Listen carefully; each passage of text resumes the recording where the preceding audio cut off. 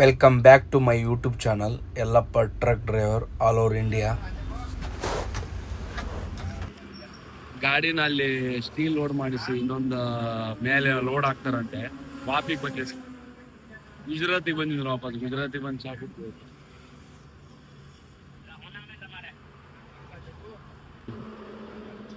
ಸಂಜೆ ಹೊರಡ್ತೇನೆ. ಗಾಡಿದು ಫೋಟೋ ಕಳಿಸಿ ಅಂತ ಹೇಳಿದರು. ನಾನು ಗಾಡಿದು ಫೋಟೋ ಮೇಲೆ ಕಳಿಸಿದೆ, ಲೋಡ್ ಆಗುತ್ತೆ ಇಲ್ಲ ಅಂತೇಳಿ ಫೋನ್ ಮಾಡಿ ಹೇಳ್ತಾನಂದರು. ಅದಕ್ಕೆ ನಾನು ಊಟಕ್ಕೆ ಅಂತೇಳಿ ಹೋದೆ. 11:45 ಗಂಟೆ ಆಗಿ ಬಂತು. ನಾನು ಸೀದಾ ದಾಲ್ ಬಟ್ಟಿ ತಿನ್ನೋಕೆ ಹೋದೆ. 130-140 ಏನೋ ಬಿಲ್ ಆಗಿದೆ ಅಷ್ಟೇ. ದಾಲ್ ಬಟ್ಟಿಗೆ ತುಂಬ ರೇಟ್ ಕಮ್ಮಿ, 100-150ರಲ್ಲಿ ಊಟ ಮಾಡಿ ತುಂಬ ಆಗಿಬಿಡುತ್ತೆ. ಒಂದು 3 ದಾಲ್ ಬಟ್ಟಿಗೆ ಪ್ಲೇಟ್ ತುಂಬ ಆಯಿತು ನೋಡಿ. ಹಂಗೆ ದಾಲ್, ಅದು ಬೇಳೆ ಸಾಂಬಾರು, ಊಟ ಎಲ್ಲ ಆಗಿಬಿಟ್ಟು ಡೀಸೆಲ್ ಹಾಕ್ಸಕ್ಕಂತ ಬಂದೆ. ಡೀಸೆಲ್ ಎಷ್ಟರದ್ದು ಹಾಕ್ಸಿದ್ದೇನೆ ಅಂದರೆ 8,500 ರೂಪಾಯ್ದು ಅಮೌಂಟ್ ಇದು ಹಾಕಿದ್ದೇನೆ. ಹಿಂದೆ ಲೋಡೆಲ್ಲ ಹೆಂಗೆ ಹೊಡೆದಿದ್ದೇನೆ ನೋಡಿ. ತುಂಬ ಇದು ಸಹ ಡೇಂಜರ್ ಟ್ರಿಪ್.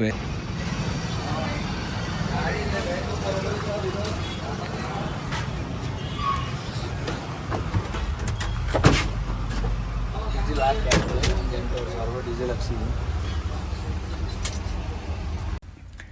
ಬೆಳಗ್ಗೆ ಬಂದೆ ನಾನು ಆಪಿಗೆ. ಲೋಡ್ ಆಗುತ್ತೆ ಅಂದ್ಕೊಂಡು ಇವತ್ತು. ಆ್ಯಕ್ಚುಲಿ ಫೋಟೋ ಎಲ್ಲ ಕಳಿಸಿದೆ. ಟ್ರಾನ್ಸ್ಪೋರ್ಟ್ ಅವ್ರಿಗೆ ಫೋನ್ ಮಾಡ್ತಾಯಿದ್ದೆ. ಟ್ರಾನ್ಸ್ಪೋರ್ಟ್ ಅವ್ರು ಫೋನ್ ಮಾಡ್ತಾರೆ, ಒಂದು 5 ಟನ್ ಮಾಲ್ ಹಾಕ್ತಾರೆ, 27 ಟನ್ ತನಕ ತೊಗೊಂಡು ಹೋಗಬೇಕು, ಸ್ವಲ್ಪ ಬಾಡಿಗೆ ಜಾಸ್ತಿ ಆಗುತ್ತೆ ಅಂತ ಅಂದ್ಕೊಂಡಿದ್ದು. ಈ ಟ್ರಿಪ್ಪಿದ್ದು ಬಾಡಿಗೆ ಕರೆಕ್ಟಾಗಿ 1 ಲಕ್ಷ ರೂಪಾಯಿ. ಹಂಗೆ ಇನ್ನೊಂದು 20-30 ಸಾವಿರ ರೂಪಾಯಿ ಯಾವ್ದಾದ್ರು ಬಾಡಿಗೆ ಆಗುತ್ತೆ ಅಂತ ಅಂದ್ಕೊಂಡು ಅದ್ರ ದಿನ ವೇಸ್ಟ್ ಆಯಿತು. ಅದಕ್ಕೆ ಓನರ್ ಹೇಳಿದರು, ಒಂದು 8,500 ರೂಪಾಯಿ ಡೀಸೆಲ್ ಹಾಕು, ಗಾಡಿ ಸ್ಟಾರ್ಟ್ ಮಾಡಿಬಿಡು. ಸಂಜೆ 3:30-4 ಗಂಟೆಗೆ ಗಾಡಿ ತೆಗೆದುಬಿಟ್ಟೆ. ಇನ್ನು ಅಲ್ಲಿಂದ ಬಾಂಬೆ ಮೇಲೆ ಹೋಗ್ಬೇಕಂತ ಅಂದ್ಕೊಂಡಿದ್ದು ಆಗಲಿಲ್ಲ. ನಾನು ಆ್ಯಕ್ಚುಲಿ ಬಾಂಬೆ ಮೇಲೆ ಹೋಗ್ಬೇಕಿತ್ತು. ಆ ಕಾಂಡಲ್ ಘಾಟ್ ಒಂದು 10 ಸತಿ ಹೋಗಿದ್ರೆ ಫುಲ್ ಹೈವೇ ಮೇಲೆ ಹೋಗ್ತಿದ್ದೆ. ಈಗ ನಾಸಿಕ್ ಮೇಲೆ ಹೋದರೆ ಯಾರಿಗೇನು ಲಾಭ ಅಂದರೆ ಓನರ್ಗಳಿಗೇನು ಫಾಸ್ಟಾಗಿ ಉಳಿತು ಅನ್ನೋ ಒಂದು ಕಾರಣಕ್ಕೆ ನಾವು ಈ ನಾಸಿಕ್ ಘಾಟ್ ಸೆಕ್ಷನ್ ರೋಡ್ ಹತ್ತಿಸ್ಕೊಂಡು ಹೋಗ್ತೇವೆ. ಅಲ್ಲಿ ಯಾವುದು ಫಾಸ್ಟ್ಯಾಗ್ ಟೋಲ್ ಯಾವುದು ಸಿಗೋಲ್ಲ ಅನ್ನೋ ಒಂದು ವಿಷಯಕ್ಕೆ. ಮತ್ತು ಡ್ರೈವರ್ ಸ್ವಲ್ಪ ಸುಸ್ತಾಗ್ತಾನೆ. ಯಾಕೆ, ಹೈವೇದಲ್ಲಿ ಓಡಿಸೋದು ಬೇರೆ ಆಗುತ್ತೆ, ಘಾಟ್ ಸೆಕ್ಷನ್ ರೋಡ್ಗಳಲ್ಲಿ ಒಂದು 100 ಕಿಲೋಮೀಟ್ರ್ ಓಡಿಸೋದೇ ಬೇರೆ ಆಗುತ್ತೆ. ಆ್ಯಕ್ಚುಲಿ ನಾನು ನಿನ್ನೆ ಸಂಜೆ 4 ಗಂಟೆಗೆ ಬಿಟ್ಟಿದ್ದೀನಿ. ಹೋಗ್ತಾ ಇದ್ದೆ. ಅದು ಗಾಡಿ ಎಷ್ಟು ಹೋಗ್ಬೇಕು ಅಷ್ಟು ಹೋಗ್ತಾ ಇರುತ್ತೆ. ಜಾಸ್ತಿನೂ ಹೋಗೋಕ್ಕಾಗಲ್ಲ, ಕಮ್ಮಿನೂ ಹೋಗೋಕ್ಕಾಗಲ್ಲ, ಮೀಡಿಯಮಲ್ಲಿ ಹೋಗ್ತಾನೆ ಇರಬೇಕಾಗುತ್ತೆ. ಘಾಟ್ ಸೆಕ್ಷನ್ನ ಹತ್ತಿಸಿ ಬೆಳಗ್ಗೆ ಜಾವ 2 ಗಂಟೆಗೆ ನನಗೆ ಗೊತ್ತಿಲ್ಲದಂಗೆ ಅಲ್ರಾಮ್ ಇಟ್ಟು ಮಲಗಿಬಿಟ್ಟಿದ್ದೀನಿ. 4 ಗಂಟೆಗೆ ಆರಾಮಾಗಿ ಗಾಡಿ ಸ್ಟಾರ್ಟ್ ಮಾಡಿಕೊಂಡು ಗಾಡಿ ತೊಗೊಂಡು ಹೋಗಿದ್ದೀನಿ. ರಾತ್ರಿ ಎಷ್ಟು ಕೈ ಆಗುತ್ತೋ ಅಷ್ಟು ಮಾತ್ರ ಹೋಗೋಕ್ಕೆ ಸಾಧ್ಯ ನನ್ನ ಕೈಯಲ್ಲಿ. ಯಾಕಂದರೆ ನಾನು ಯಾವುದು ಟಾರ್ಗೆಟ್ ಇಟ್ಟು ಗಾಡಿ ಓಡಿಸಲ್ಲ. ಯಾಕಂದರೆ ನನಗೆ ಯಾವಾಗ ನಿದ್ದೆ ಬರುತ್ತೋ ನಾನು ನಿದ್ದೆಗೆ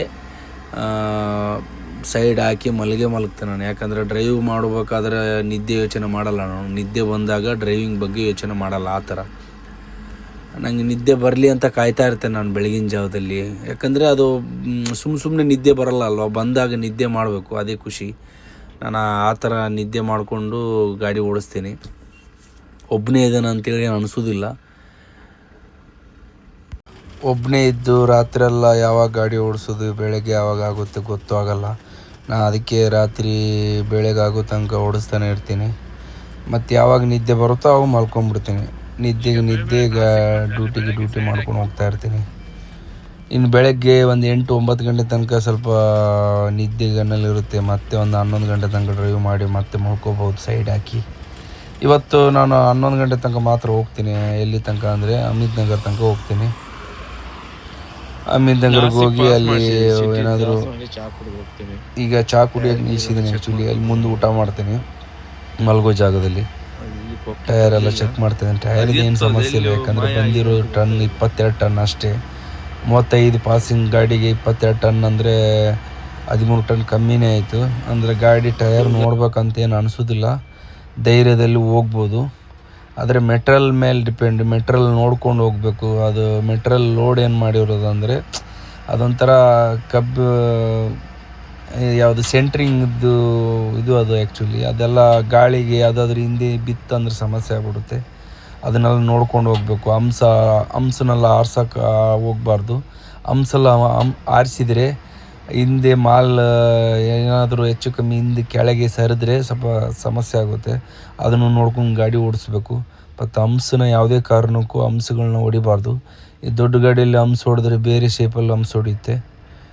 ಹಂಗೆ ಮಧ್ಯಾಹ್ನ ಆಯಿತು, ನಾವು ಒಂದು ಹೋಟೆಲಿಗೆ ಕರೆಕ್ಟಾಗಿ ಸೈಡ್ ಹಾಕಿದೆ. ಮಧ್ಯಾಹ್ನ ಊಟ ಮಾಡೋಣ ಅಂದ್ಕೊಂಡ್ರೆ ಇಲ್ಲಿ ನಾನು ಬಂದು ಮಿಸಲ್ ಪಾವ್ ಆರ್ಡ್ರ್ ಮಾಡಿದೆ. ಮಿಸಲ್ ಪಾವ್ ತಂದು ಕೊಟ್ಟರು. ಒಂದು ಮೂರು ಪಾವ್ ಮತ್ತು ಮಿಸಲ್ ತಂದು ಕೊಟ್ಟರು. ಇದನ್ನೇ ತಿನ್ನುವ, ಮತ್ತೇನು ಬೇರೆ ಆಪ್ಷನ್ ಬೇಡ, ಮಧ್ಯಾಹ್ನ ನೋಡ್ರೆ ಆಗುತ್ತೆ ಇನ್ನೆಲ್ಲಿ ಅಂತೇಳಿ ಮಲ್ಕೊಳ್ಳೋ ಅಂಥೇಳಿ ಮಿಸಲ್ ಪಾವ್ ತಿಂದು ಮಲ್ಕೊಂಡಿದ್ದೆ. ಸ್ವಲ್ಪ ಮಧ್ಯಾಹ್ನ ಒಂದು 2-3 ಗಂಟೆ ಮಲ್ಕೊಂಡು 3:45 ಗಾಡಿ ಸ್ಟಾರ್ಟ್ ಮಾಡಿ ಹೋಗ್ತಾ ಇದ್ದೆ. ನೋಡಿ ಸಾಯಂಕಾಲ ಇನ್ನು ಆಗಬೇಕು, ಇನ್ನೊಂದು 2 ಗಂಟೆ ಆಗುವಾಗ ಸಾಯಂಕಾಲ ಆಗಿಬಿಡುತ್ತೆ. ಸ್ಟೇಟ್ ಹೈವೇಲಿ ಗಾಡಿ ಓಡೋದೇ ಇಲ್ಲ, ಏನೂ ಮಾಡೋಕ್ಕಾಗಲ್ಲ. ನ್ಯಾಷನಲ್ ಹೈವೇಲಿ ಓಡೋದಕ್ಕೂ ಇಲ್ಲ ಸ್ಟೇಟ್ ಹೈವೇದಲ್ಲಿ ಓಡೋದಕ್ಕೂ ತುಂಬ ವ್ಯತ್ಯಾಸ ಇದೆ. ಹಂಗೆ ಚಾಗಿ ಎಲ್ಲ ಕುಡ್ಕೊಂಡು ಸಂಜೆ ಗಾಡಿ ಸ್ಟಾರ್ಟ್ ಮಾಡೋ ಮುಂಚೆ ಚಹಾ ಬೇಕಾಗುತ್ತೆ. ಆದರೆ ನಾನು ಹಂಗೆ ಮೂವ್ ಮಾಡಿಬಿಟ್ಟೆ, ಹೋಗೋ ಟೈಮ್ ಮುಂದೆ ಹೋಗಿ ಕುಡ್ಕೊಂಡು ಹೋಗೋ ಅಂಥೇಳಿ. ಫಸ್ಟು ಬಿಜಾಪುರ ಪಾಸ್ ಆಗಬೇಕು, ಕರ್ನಾಟಕ ಹೋದ್ರೆ ಮಾತ್ರ ಬೇಗ ಹೋಗೋಕ್ಕಾಗೋದು. ಅಲ್ಲಿ ಇನ್ನೂ ಮಹಾರಾಷ್ಟ್ರದಲ್ಲಿ ಇದ್ದರೆ ಗಾಡಿ ಓಡಿಸೋದೇ ಇಲ್ಲ. ಇನ್ನು ಸೋಲಾಪುರ ಮೇಲೆ ಹೋಗ್ಬೇಕು, ಪಂಡ್ರಾಪುರ ಮೇಲೆ ಹೋಗ್ಬೇಕು ಅಂತ ಅಂದ್ಕೊಂಡೆ, ಆದರೆ ಹೋಗೋಕ್ಕಾಗಲಿಲ್ಲ. ನೋಡಿ ಸಂಜೆ ಆಗೇ ಹೋಯ್ತು. ಯಾವಾಗ ಸಂಜೆ ಆಗುತ್ತಂತ ಗೊತ್ತಾಗಲ್ಲ, ಯಾವಾಗ ಬೆಳಗ್ಗೆ ಆಗುತ್ತಂತ ಗೊತ್ತಾಗಲ್ಲ. ಡೀಸೆಲ್ ಹಾಕ್ಸಿದೆ, ಹಂಗೆ ಎಷ್ಟು ಡೀಸೆಲ್ ಹಾಕ್ಸಿದೆ ಅಂತ ಗೊತ್ತಾ? 10,120 ಡೀಸೆಲ್. ಬೈ ಪೈಸಾ ಆಗಿದೆ ದೇಖೋ. ಅಮೌಂಟ್ ಹಾಕ್ಸಿದೆ. ಅಲ್ಲಿ ಹೋಟೆಲ್ ಊಟ ಮಾಡಿ ಹೋಗೋ, ಊಟ ಮಾಡ್ಕೊಂಡು ಗಾಡಿ ಹೋಗ್ಬೇಕು. ಬಿಜಾಪುರಕ್ಕೋ 900 ಕಿಲೋಮೀಟ್ರ್ ಇದೆ.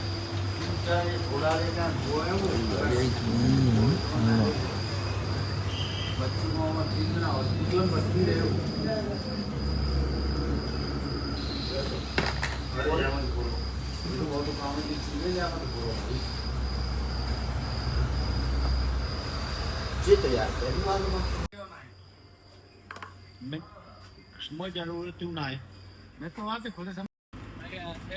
ಮಲಗಿ ಅಲ್ರಾಮ್ ಇಟ್ಟಿದ್ದೀನಿ. 1:30ಗೇನೋ ಮಲಗಿದೆ, 2 ಗಂಟೆ ತನಕ ಅಲ್ರಾಮ್ ಇಟ್ಟಿದೆ. ಅಲ್ರಾಮು ನಟರಾತ್ರಿ 2:30 AM ಇಡು ಬದಲು PM ಇಟ್ಬಿಟ್ಟಿದ್ದೀನಿ. ಅದು ಮಧ್ಯಾಹ್ನ ಅಲ್ರಾಮ್ ಹಾಕ್ಬೇಕು. ಈಗ ಮಧ್ಯಾಹ್ನ ಹಾಕೋದು ಬೆಳಗ್ಗೆ ನಟರಾತ್ರಿಲಿ ಇಟ್ಟು ಜಾಸ್ತಿ ಆಯ್ತು. ಅದು ಬೆಳಗ್ಗೆ ಅಲ್ರಾಮ್ ಕೂಗ್ಲೇ ಇಲ್ಲ, ಯಾಕಂದ್ರೆ ನಾ ಇಟ್ಟಿರೋದು ಮಧ್ಯಾಹ್ನ. ಆಕ್ಚುಲಿ ಏನಂದ್ರೆ ಹಾಗೆ ಮಾಡ್ತಿದ್ದಾರೆ. ನಾನೀಗ ಎಲ್ಲಿ ಕೂಡ್ಲಿಗೆ ಎಲ್ಲಿ ಗಾಡಿ ಖಾಲಿ ಆಗುತ್ತೆ, ಗಾಡಿ ಕೂಡ್ಲಿಗೆ ಖಾಲಿ ಮಾಡ್ಬಿಟ್ಟು ಗಾಡಿ ಕೆಲಸ ಮಾಡ್ಸಕ್ ಐತೆ ಅಂತ ಗಾಡಿ ಮೊದಲಿಂದ ಹೇಳ್ಕೊಂಡ್ ಬರ್ತಾನೆ ಇದ್ದೀನಿ. ಯಾಕಂದ್ರೆ ಗಾಡಿ ಟೈಮ್ ಸಿಗ್ತಾನಿಲ್ಲ ಗಾಡಿ. ಮತ್ತೆ ಗಾಡಿ ಕೆಲಸ, ಈ ಗಾಡಿಗಳಿಗೆ ಕೆಲಸ ಇರುವಾಗಲೇ ನಾನು ಬಂದಿದ್ದೆ. ಗಾಡಿ ಎಲ್ಲ ಕಂಡೀಷನ್ ಇಲ್ಲಿ, ಇಂಜಿನ್ ಮಾತ್ರ ಕಂಡೀಷನ್ ಇದ್ದಿತ್ತು, ಬಾಡಿ ಈಗಲೂ ಕಂಡೀಷನ್ ಇಲ್ಲ. ಯಾಕಂದ್ರೆ ಇಲ್ಲಿ ಡ್ರೈವರ್ಗಳು ಇದ್ದವ್ರು ಅನುಭವಿಸ್ತಾರೆ, ಅದಕ್ಕೆ ಅಂತ. ಅದಕ್ಕೆ ನಾನೊಂದು 15 ದಿನ 20 ದಿನ ನನ್ನ ಮುಂದಿನಲ್ಲಿ 15 ದಿನ ರಜೆ ಮಾಡಕ್ ಸಿಗ್ಬೋದು. ನಾನು ಗಾಡಿನ ಇಟ್ಟು ಕೆಲ್ಸಕ್ಕೆ ಇಟ್ಟು ನಾನು ಮನೆಗೆ ಹೋಗಿ ಸಿಗ್ಬೋದು. ಮತ್ತೆ ನೋಡುವ ಮನೆಗೆ ಹೋಗಿ ಮನೇಲಿ ಇರ್ತೇನೋ ಇಲ್ಲ ಲೋಕಲ್ ಟ್ರಿಪ್ ಮಾಡೋದು, ಲೋಕಲ್ ಯಾವ್ದಾದ್ರು ಗೊತ್ತಾಗುತ್ತೆ.